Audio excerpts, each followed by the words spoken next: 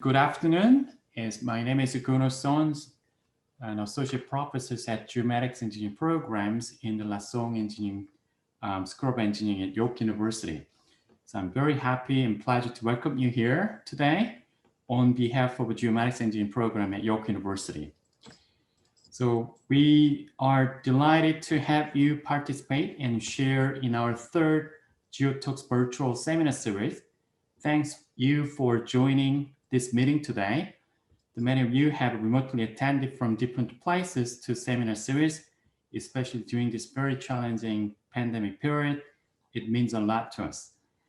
Geomatics Engineering program at York University was founded 19 years ago, and we will have a 20th birthday next year. For almost 20 years in the past, many geomatics undergraduate and graduate students have been they graduated through our programs who are now leaders in various fields of geomatics areas as engineers, scientists, entrepreneurs, and educators. Now, our program has also preliminarily contributed to geomatics research community and industries by conducting innovative research projects. So GeoTalks is a bi-weekly seminar series organized by Geomatics Engineering programs at York and the Canadian Institute of Geomatics Toronto branch. And this series will host industry leaders and entrepreneurs in geomatics. This is an opportunity to hear from industry leaders in this field who will introduce their cutting-edge technology through this seminar series. So we're very honored to have Dr. Mozhdeh Shahbazi with us today. And Dr. Shahbazi is an assistant professor in the Department of Geomatics Engineering, the University of Calgary since 2016. She is also lead research scientist at Center the Geomatics at Québec, CGQ, since 2019. She is Vice President of Canadian Remote Sensing Society and Secretary of Working Group 2, TCI at ISPRS since 2016. She received her BS's degree in Civil Surveying Engineering in 2009, her master's degree in Geomatics Photogrammetry Engineering in 2011, and I believe the University of Tehran, and her Ph.D. in Applied Geomatics in University of Sherbrooke, jointly at York University in 2016. At the University of Calgary, she has established a research lab, Autonomous Mapping Lab. Her current research area include development, integration, and calibration of ranging and imaging technology, autonomous and high precision mapping through vision-guided system, and its application of infrastructures, inspections, and monitoring precision agriculture and mining. At CGQ, she supervises a technology assess center that aims to build innovation capacity in photogrammetry, hydrography, and remote sensing. Today, she's going to her excellent presentation to us under the title of Autonomous Mapping and Visual Intelligence. And Mozhdeh will share her R&D experience in CGQ and her autonomous mapping journey. So prepare yourself to be challenged, excited, and inspired.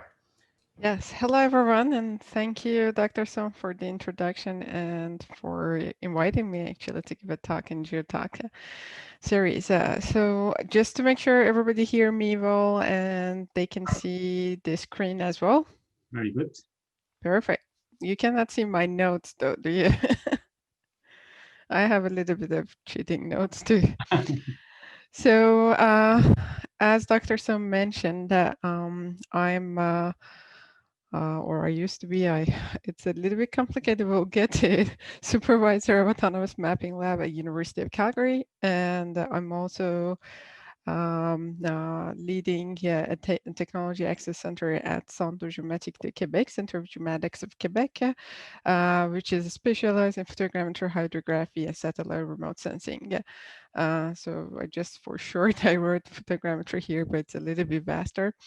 So I think I will kind of divide my presentation to two parts. I will talk a little bit about myself because I think one of the aims of this GeoTalks is to familiarize younger students and um, early career people with opportunities they can have in geomatics industry.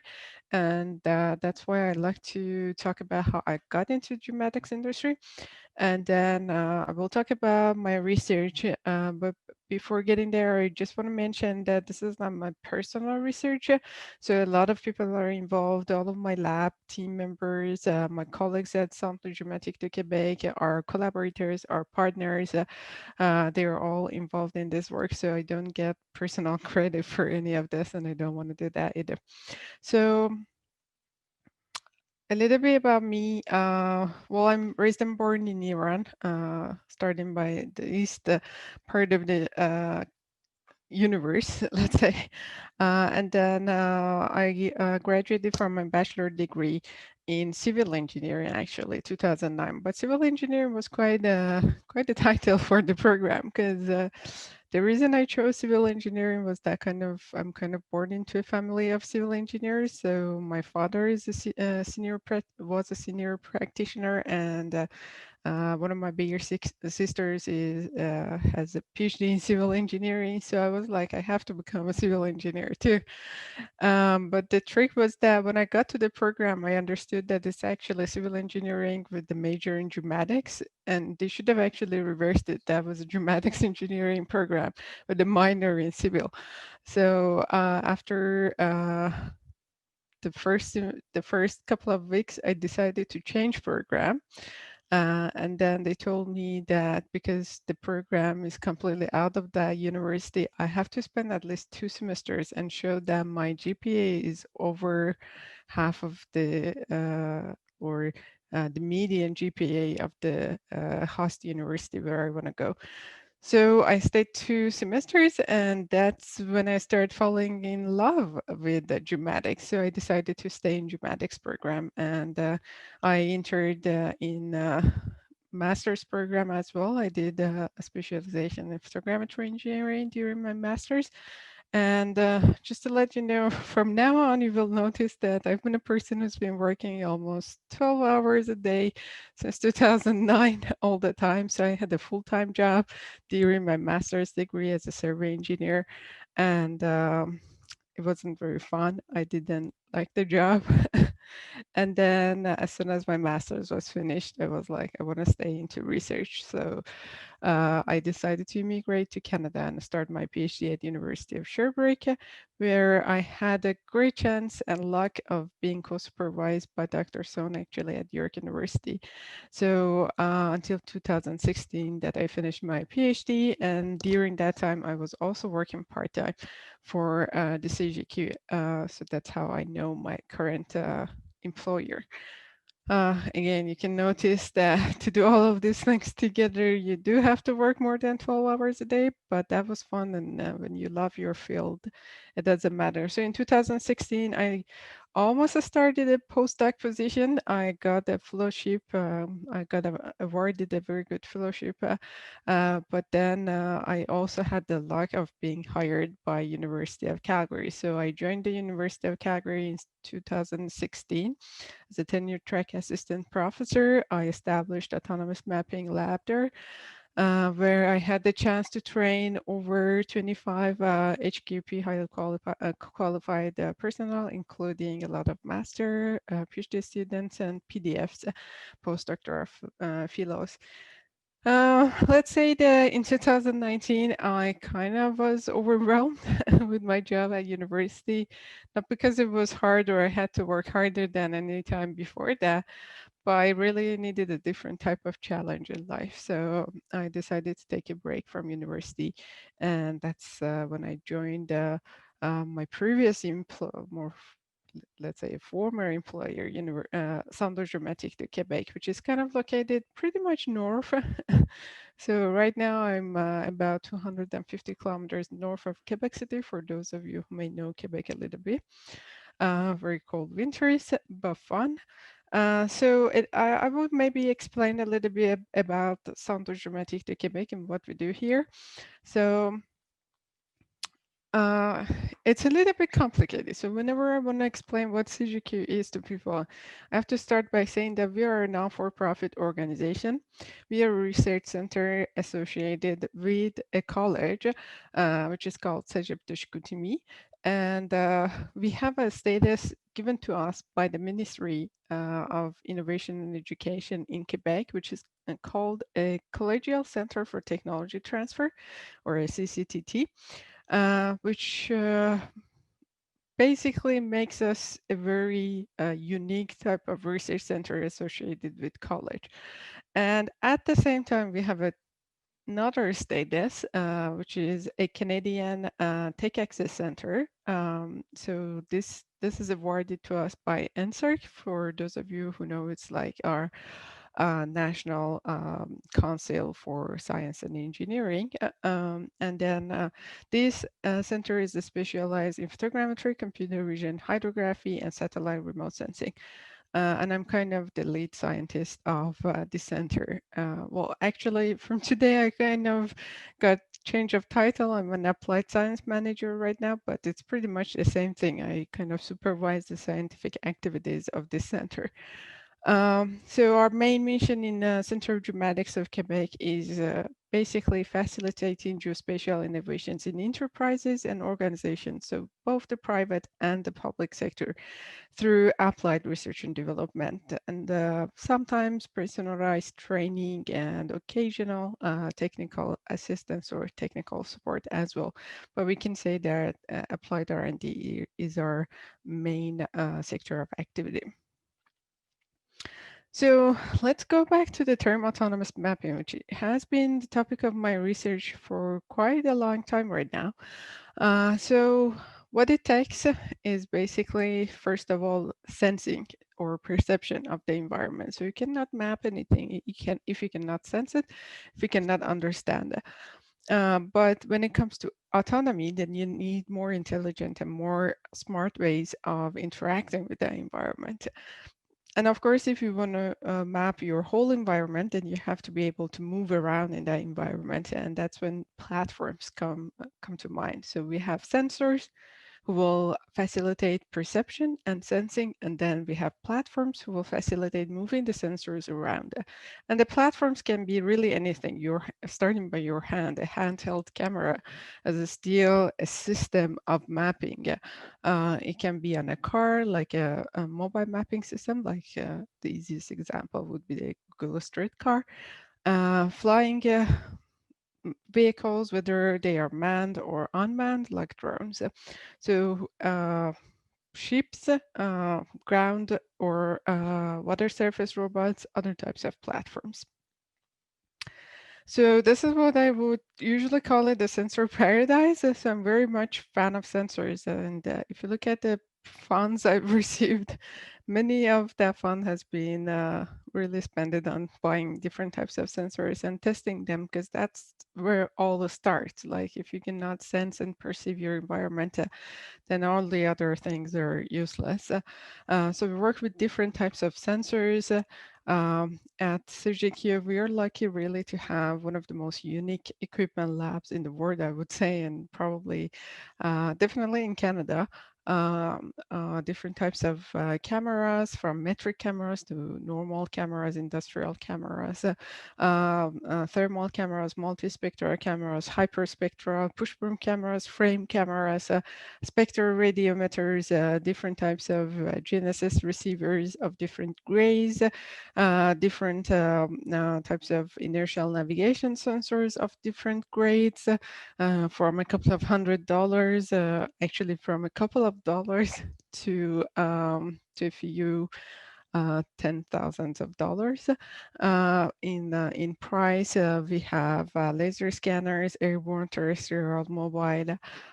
We have really a wide range of equipment, and also platforms like drones that we own for doing our research.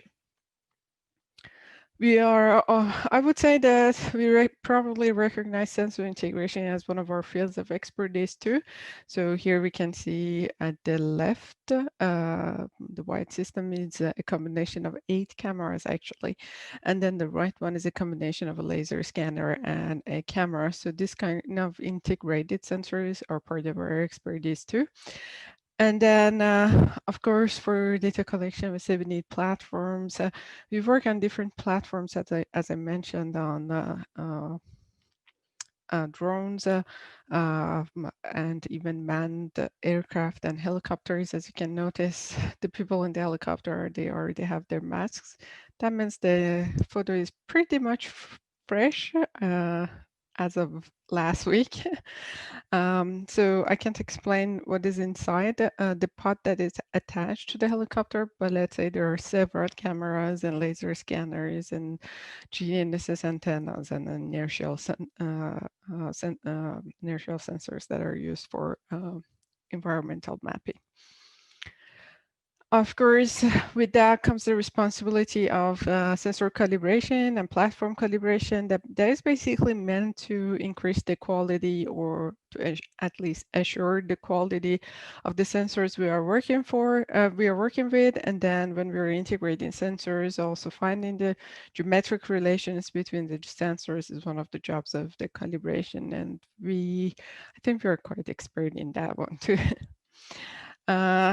As I said, calibration is an important aspect, and like finding the real physical model of sensors is actually interesting. So we've been working for a company. I will not mention the company. I don't know if they would agree with their name being revealed. They do mobile mapping, and they use one of these ladybug cameras. You can see here is a camera of six, is a multi-camera system of six sensors.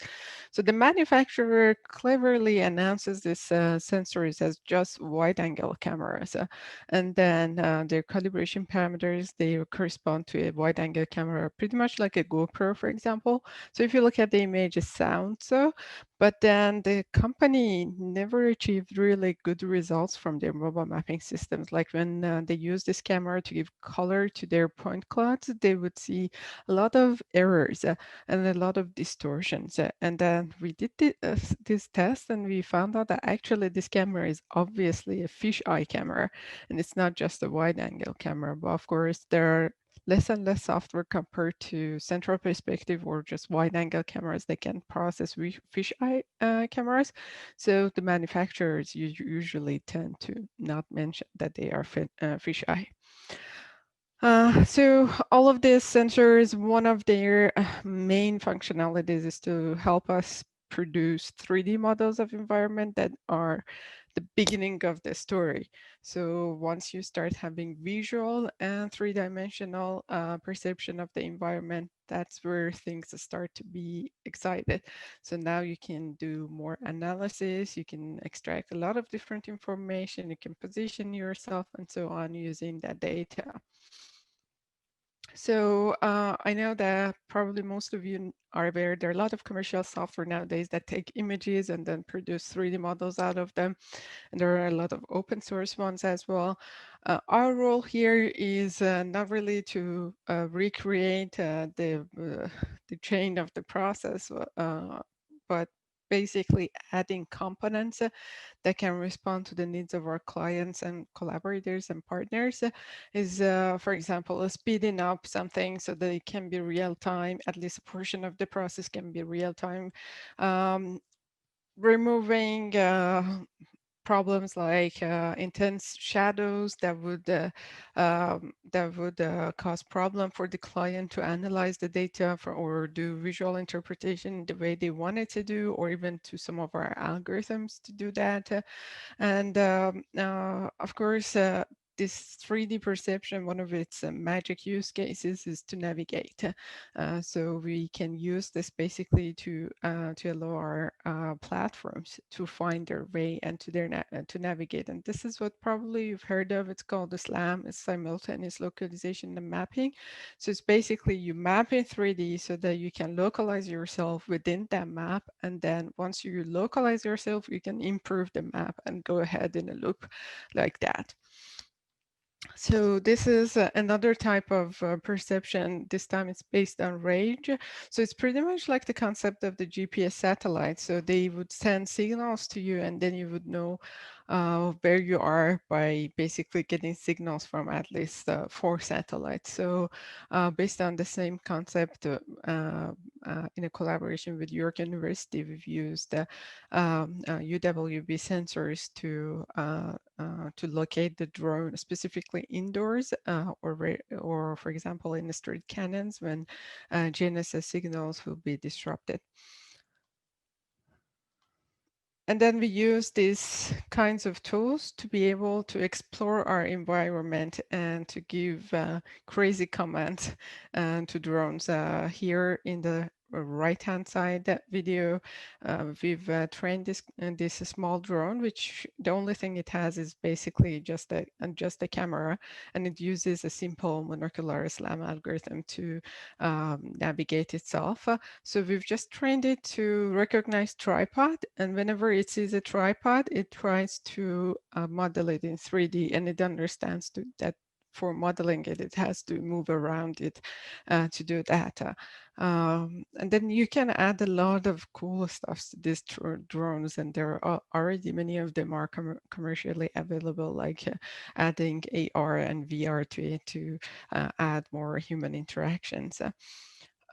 We've working a lot on data fusion. So there are so many sensors, right?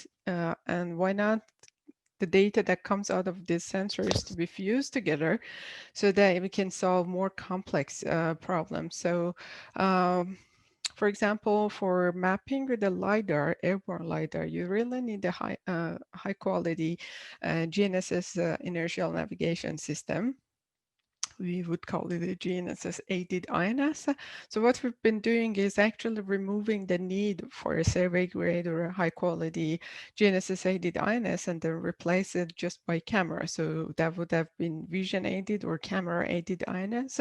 So it's not very obvious maybe in the left figure what the errors are, but let's say that with the normal GNSS aided INS, we get the point cloud that we produce by the laser scanner, by the LiDAR, has about a few meters of error, while with the camera aided INS, it's reduced to only a few centimeters, actually. I think it's always below like 15 centimeters, and in average, it's around 5 centimeters of error. So that means we can now provide tools for mapping, not just from images, but also active ways of mapping, like with laser scanners, but the really low cost systems. And then, so that's actually the system that we can see in the right-hand photo on this DJI M600, or in French MC-SON drone that we've used it to fly over some land, some agricultural land, who were interested in knowing the microtopography of their land. Then we removed the vegetations using supervised classification. The process is called ground filtering, and then what is left is actually the soil. We do an interpolation over it, and we provide a digital train model of very high precision and a lot of detail. So we are talking about 1 to 3 centimeters of resolution for the farmers, so that they can have the microtopography of their land. Another example of data fusion. This is something cool that we found out. So you might have heard of these miniature multispectral cameras. They're basically different cameras that work together. They're synchronized, and each of the cameras is capturing data in a specific, very narrow band of the electromagnetic spectrum. And they are really useful because, for example, specifically in case of plants, different types of plants with different degrees of health, they respond really differently to or they create different spectral signatures. So they can be very useful for detecting diseases and stuff like this in the plants. But then the problem is that if you look at the images, so here is the composition of 2 of the images taken by 2 of the cameras. I think it's red edge, they're taken in red edge band and green band. So if you don't do anything and just try to put them over each other, then really the objects won't overlap the way we wanted them. They won't represent one object.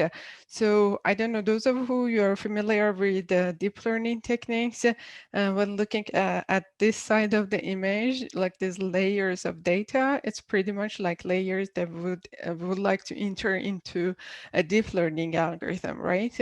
But now if this pixel and this pixel in the next image, they are not corresponding to the same object, we're in trouble, right? So the idea is to be able to co-register all these images together so that every single click that has taken by this camera for, let's say this camera is taking 5 images, all of these 5 images can be very, very overlaid on top of each other, and then they can put into any classification or segmentation process. So you can see here, if I try to find an average type of shift, depending on where I found my shift, it will be good. On other places, it will be bad. What they usually do, specifically working well when we have an nadir type of views to objects like a drone flying over a land.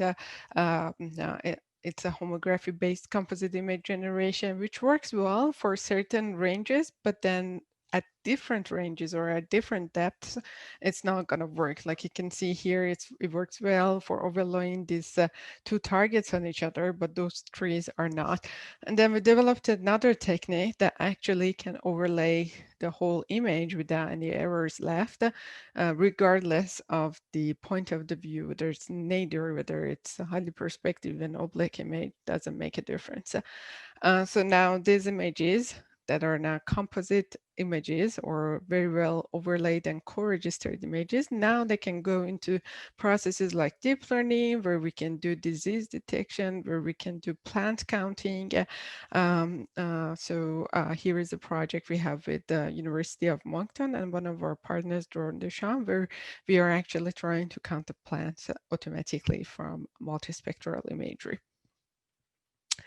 Other use cases in precision agriculture is developing prediction tools. So we're looking at the growth level and biomass of data over different years. So we are basically creating time series of yield and biomass, and then we're able to predict what's going to happen next year. So this tool is basically going to predict favorable signs for picking white blueberries for those who do not culturing, but like cropping white blueberries.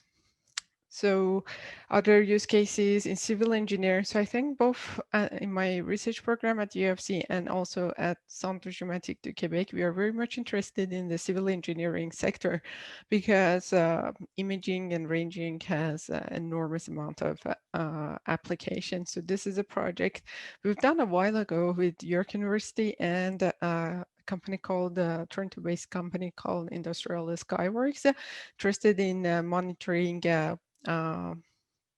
telecommunication towers using a virtual type of inspection of telecommunication towers using drones and imagery, and then measuring objects and then detecting objects of interest automatically as well. We've worked with the city of Calgary in a project for energy optimization. Basically, they wanted to know in a residential community what would be the potential of the buildings to produce electricity if they all had solar panels on their top. So first of all, we got satellite data, we extracted rooftops, we got DMs, then extracted the angles of these rooftops. We measured the respective angle to sun every day, every hour of the year, and then we calculated how much of energy they would have reduced. And then the results are used by a private company called NMAX in Calgary. Other use cases in damage assessment. So we've had this project again with Industrial Skyworks for detecting cracks and other types of damages in the structures, specifically concrete structures. So using deep learning techniques and then using a stereo vision for reconstructing that with under 1 mm accuracy.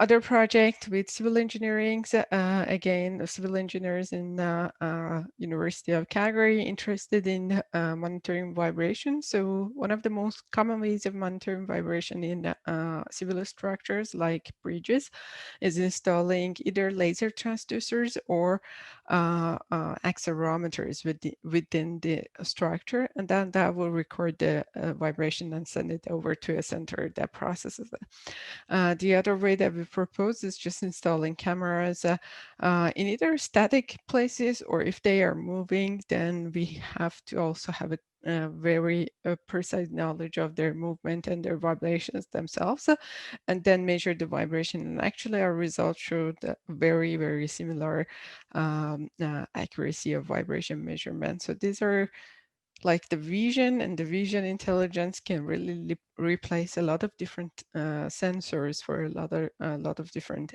applications. This is quite an old project that was about traffic sign detection, and now we're repeating a similar project with the SNC-Lavalin this year, interested again in automated detection and geolocalization of the traffic signs in the streets.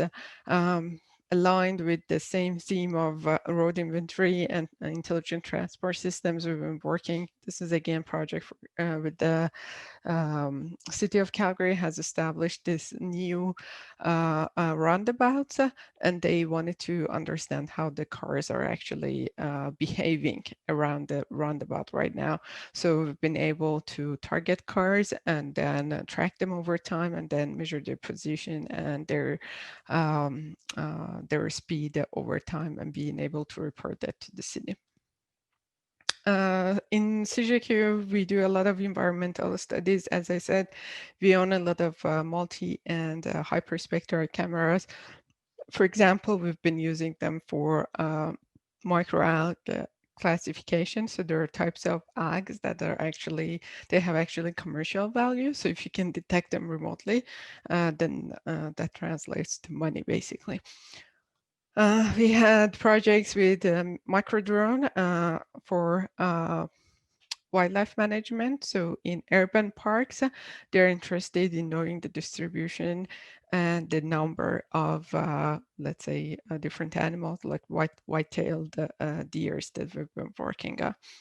Again, fusing thermal cameras, so they have a different temperature from their environment. Fusing the thermal images with the RGB images had allowed us to do these detections. One of our expertise, our recent expertise, is in hydrography and maritime cartography. So using echo sounders, multi-beam echo sounders to map Arctic seabed, for example. A very big project, several partners with CGQ in this project, which is still going on, and it's actually translating to a larger project. We are helping also maritime committees, they're called ZIP committees in Quebec, to kind of better understand their environment and map their environment through open source crowdsourced tools. So if there are industry partners among the, or basically people from industry among the audience, and you're interested in financed collaboration with us, there are different ways to do that. There are different sources of financing we can go for. As I said, NSERC is one of our main granting or financing institutions. The ministry is supporting us strongly. We have tech collaborations with National Research Canada and a body which is called Tech Access Canada. So there are really different mechanisms. I'm not going to get into each and every one of them, but if you're interested, just please shoot me an email and we will talk about your specific projects, your specific needs.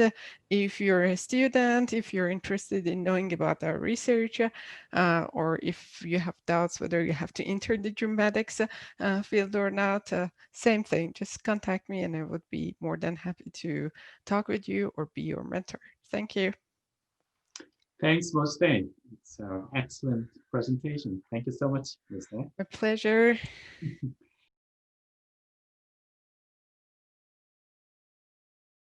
Right. So because we have many attendees now, so rather than we ask them to give the question directly to you, I'm going to deliver their question.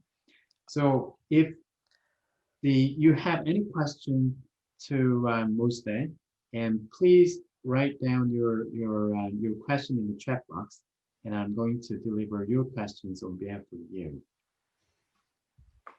I'd be glad to answer all of them. Right. So, Kostas? Okay, so we... Yes, thank you very much, Mozhdeh. Very nice presentation. My pleasure. And very interesting projects. I have two questions. One is a general question that maybe people interested in it, and also people ask us a lot, at least in our program, that where do you set the difference between computer science, computer vision, and geomatics engineering? As I saw, and you know very well, the project information, there is significant overlap between these two disciplines, and we keep getting this question. So that is the general question. And the specific question is, I notice in a number of projects like the structural engineering, you're using non-metric cameras, and this require high accuracy. How do you achieve that with a GoPro, especially for the vibration? So that's a bit more specific question. Thank you so much. My pleasure. So let's start by the general question. There's actually a very narrow line, I would say, between the fields. I personally got interested in computer vision when I started my PhD, and in computer science in particular, like learning machine learning and deep learning from like 5 years ago. And I have no shame in mentioning how much I need and love learning. So even when I started as a professor, I used to attend other professors' courses to learn more about machine learning and deep learning. So I think the one thing that is so specific to geomatics is that geolocalization aspect, and then our understanding of maps and positioning and navigation technologies that kind of becomes so supplementary to what computer vision people do. And there is really a very fine line between computer vision and photogrammetry too. I would say photogrammetry is an older science, of course, compared to computer vision, and it existed even when the computers didn't exist yet. And basically what computer vision has done has automated a part of the photogrammetry process, which is that structure from motion part, which is basically finding common features between images. That's been facilitated by computer vision techniques. But the rest of it is really the old photogrammetry rules. Nothing has changed. Like if you compare books of computer vision with books of principles of photogrammetry, you would see that the way the equations are described is a little bit different, but the bone and the base of all of them is the same. So I would say there is a fine line between them. What interested me in staying in geomatics and now moving to a field like more like computer science, I think is how strong I turned to be in mathematics and in geometry, and then being able to solve problems that are a little bit behind just computer science. So I think that that's what's been different for me in geomatics, and then that understanding that you get through navigation, surveying, that just puts you one step ahead.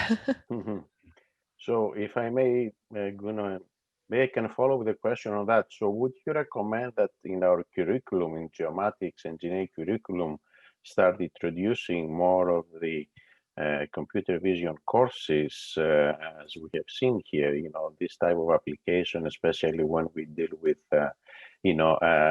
optical and range data.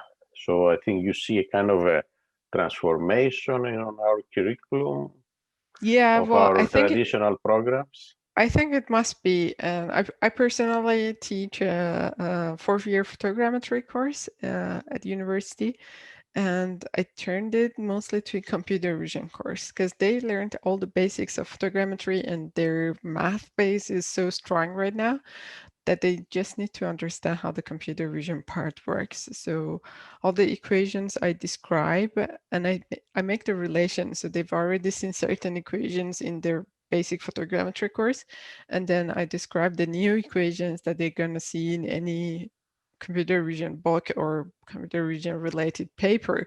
And then I describe the relation so that they don't think this is something that we just invented out of blue, but it's really related to what they already learned. So, and they really start working on more like programming things that are more related to computer vision.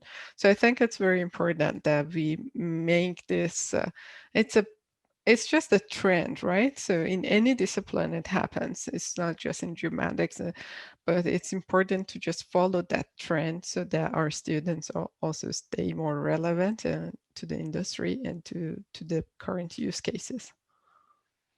Yeah, thank you very much. Thank you very much. My pleasure. Right. So I received a couple of questions now, Mozhdeh. Okay, I didn't answer one of Kostas's questions. Oh, okay. So you can go ahead. I will be quick this time.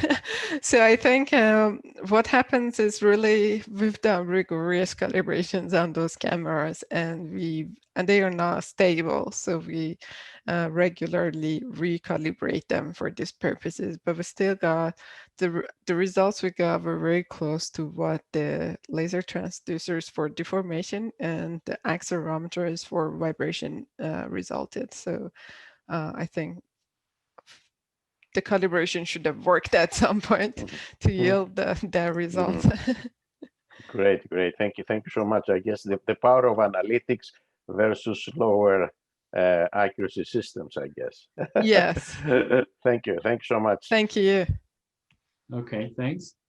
And both of you. And okay, so I received a couple of questions now, and one from Tristan. And so if I wanted to map various terrestrial environments myself, and what tool would you recommend to use?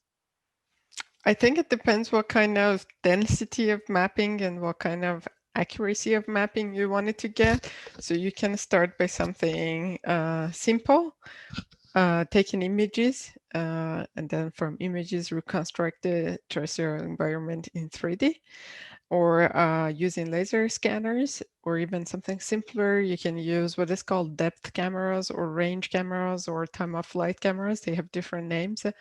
But if you search like Intel range camera, you will find them that both take images and produce point clouds at the same time. So then you just kind of register these point clouds together, and that will become the map of your environment. So I think it depends really what you're looking for in terms of map. Right. I think as we continue that questions, and by asking the second question, I think this is a similar. The question from Christians: do you use more existing software libraries, Python's, OpenCVs, and more custom-made code? And could you actually a little bit provide your opinions about like collabs and open source structured promotions and slang? So what's their status, and compared to commercial software that you are familiar with? And could you a little bit talk about those? Yeah, I think in my work we use both. We have commercial software. If you don't mind, I will mention them, like Agisoft, Metashape, like Pix4D Mapper, like SeamActive, Correlate 3D Correlator, and then we also code our own softwares. Out of some parts of it is our own ideas and our own algorithms, but some parts of it come from open source software like OpenDrawMap, like Micmac. There are really a wide range of this open software structure from Motion and photogrammetry tools, CoalMap. So there are really depends what we want to do. If it's just a straightforward 3D mapping out of images, no complications, most of the times commercial software works okay. But when you want to integrate it into your own software that does something more, that does some kind of analytics and really has to intervene into the process of 3D mapping, then the commercial software is a black box. You cannot inject anything into it, or you cannot suddenly take something out of it, or you cannot modify a part of the algorithm. And that's why you have to use the open source ones. And of course, open source ones is a process of contribution, right? You contribute and people contribute to it, and it's made better and better. But every time you may need to really add something out of your own ideas and your own algorithms for it to make it work. Yeah. We code a lot in C++ and Python just because we are interested in the speed. Python, using OpenCV in Python and other deep learning libraries that exist all with Python, they are very much interesting too, and we use them too. So I think it's a balance of what we want to achieve and what our clients need. Okay, thanks. I have another questions from Syed. And thank you for your good presentations. What cheap method do you suggest for geodetic monitoring of a structure located in urban area? Are photogrammetry method accurate enough to replace traditional surveying? It can be. I think it can be. It depends how you calibrate your sensors, whether your sensors are fully static or not. If your sensor is not fully static, are you monitoring its own vibrations? Because part of this vibration monitoring project was we wanted to move it to a drone, but now the drone is itself moving and vibrating. So you have to, whatever you see on images is a result of both the scene movement and the camera movement. So I think there are a lot of things that you have to consider, but if you do consider them, then yes, photogrammetry can beat traditional surveying. And this is where more you're into what we call optical metrology. So you're more into more precise type of 3D reconstruction with the images, but it's definitely possible. So in regarding to that, and in practice, actual practice at the surveying companies, how they often relies on the photogrammetry, and how do you see any trends like changing from traditional surveying to the data-driven surveying? And yeah, I'm not going to name them, but we're working with two large construction companies in Canada, and they both have moved to using more laser scanning mobile systems, and also drone-based photogrammetry for at least earthwork monitoring. Because for earthwork monitoring, you do not need like sub millimeter level of accuracy. It's a couple of centimeters level of accuracy that would be more than enough. So for these jobs, for like comparing the progress of their earthworks and everything, they do use drones nowadays. So yeah, I think that has become a trend. And then professional surveyors, they start believing in the technology more and more. And one of the ways is that whenever you want to introduce that kind of technique to your client, just provide the traditional surveying result as well, and let them see the comparison and understand the differences. I see. Okay, well, I have a questions from Mohammed. Thank you very much for interesting talk. And what was the sampling rate of the used the digital camera for vibration? Yeah, I think it was 30 frames per second. 30 frames per second. So what sort of a cameras do you use? It's an Allied Vision industrial camera. Oh, I see. Okay, I see. And other questions now. And thanks for you and for the helpful information. Is there any method for increasing the mapping resolution in terms of a pixel per square centimeter when flying at lower altitude? It's not possible for the mapping drone? So there are two things. You can change your camera to have a larger focal length and a better sensor with a smaller pixel pitch. The other thing is if it doesn't matter that much of accuracy, you can do synthetic super resolution techniques to increase the resolution as much as you want, but it doesn't guarantee accuracy then. Like aesthetically speaking, it's going to be higher resolution and more beautiful, but it doesn't necessarily guarantee reconstruction accuracy. I see.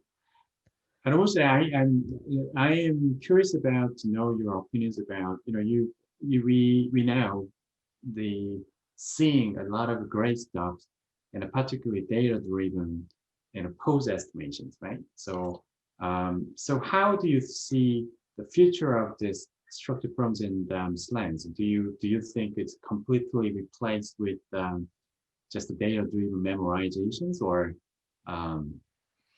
Yeah, I've been following the works on end-to-end learnings for both the SLAM and obstacle avoidance, sense and avoid.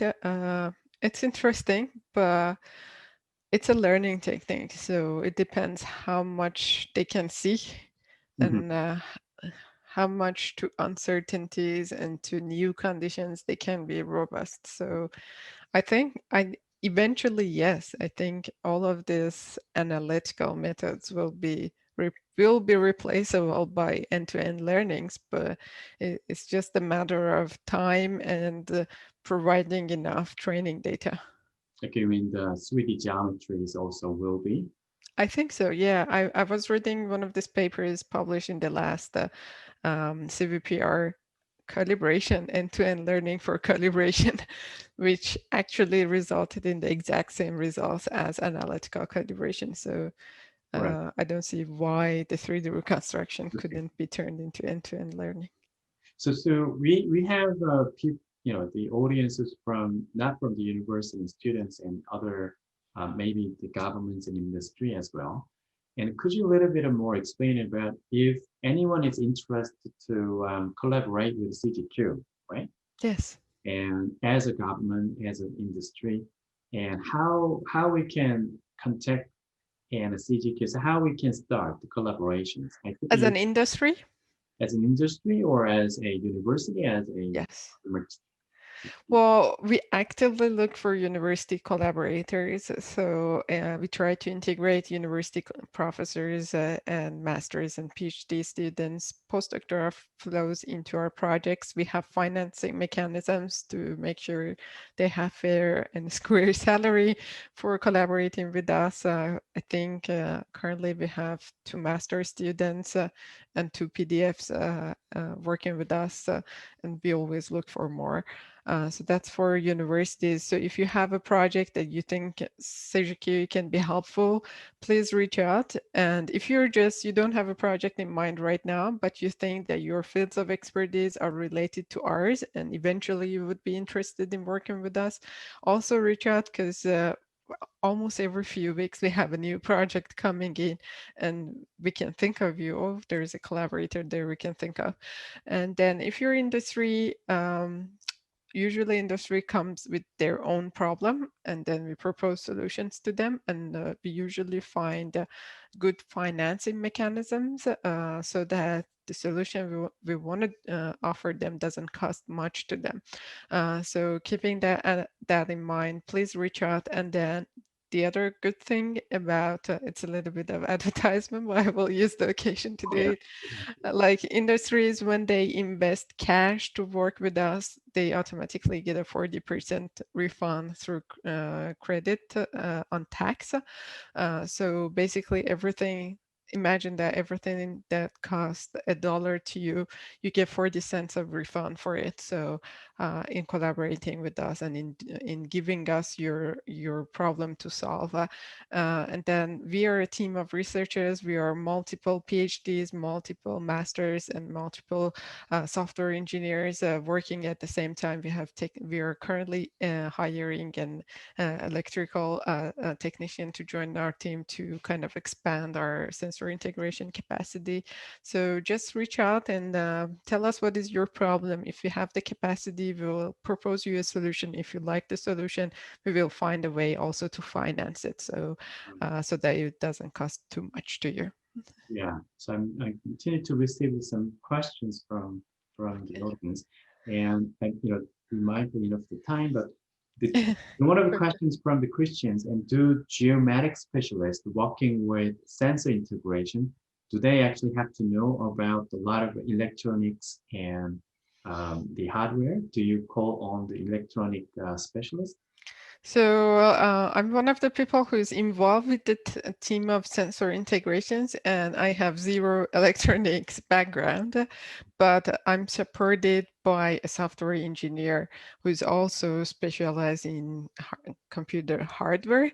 So yeah, we usually call on people with their own expertise, but when it comes to the sensor integration, as I said, calibrations and assuring certain types of synchronization and things like this are important that as a geomatics specialist I can do. But then, of course, there are a lot of software and hardware involved, and we need a specialist for that. So we don't expect like the geomatics specialist to do all of the things. Of course, if there's someone who has a double degree or has kind of a background in electronics, we always welcome. I see. So still, you need to rely on the geomatics students for. Yes, yes. So we have basically two departments in CGQ. We are geomatics department and informatics department, so the computer science people, but within them there are hardware people too. Right.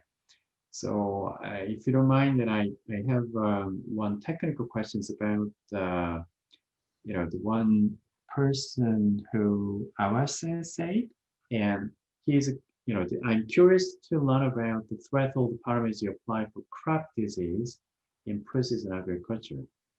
I think this is more deep learning. It's not thresholding that, I'm quite sure. But his question is, can you please detail about the spectrometer camera data? Is this data available for public use? You mean the spectroradiometer? I think that's the, yes, red edge one. Oh, okay. Most of our data are captured with our industry partners. So some of them are available. By the way, that technique of co-registration I was talking, it's going to be available directly through MikaSense very soon. So I've provided source codes to MikaSense, and they're going to publish it very soon. I see. So if you're interested in testing it on your own camera, it's going to be available soon. Right, right. Thanks, Mozhdeh. I think we reaching to the end of the sessions.